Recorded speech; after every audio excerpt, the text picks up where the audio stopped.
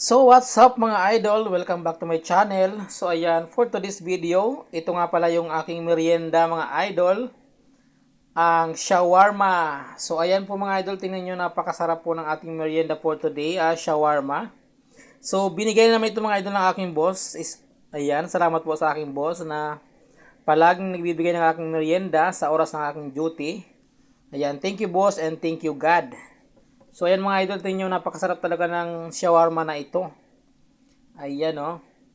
At yung sausawa naman ay mayonnaise yata ito, tapos ketchup. So ito yung shawarma dito mga idol. Ayan, gawa siya sa chicken, shawarma chicken, chicken shawarma. So napakasarap nito mga idol at napakalasa niya kasi. So alam niyo ba mga idol na ang chicken shawarma dito sa Saudi Arabia ay napakasarap at napakabango niya. So ayan, tingnan niyo mga idol oh.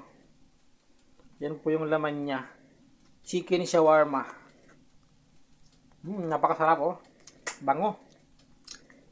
Ayan. Salamat talaga sa aking boss na palaging nagbibigay ng pagkain sa akin. Minsan rice, minsan kabsa, minsan ganito. Shawarma. So ayan, mainit-init pa talaga siya mga idol. Sarap no? Shoutout nga pala dyan sa mga OFW.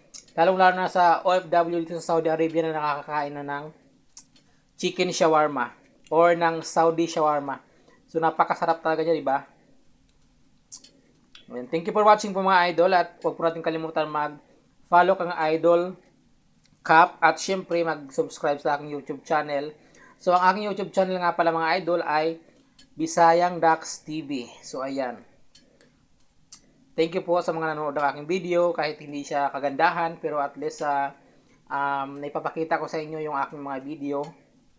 Ayan. So ito po yung shawarma dito sa Saudi Arabia. Chicken shawarma, kung tawagin siya. So again, thank you so much and God bless po sa atin lahat. Ingat po tayo palagi. Bye-bye.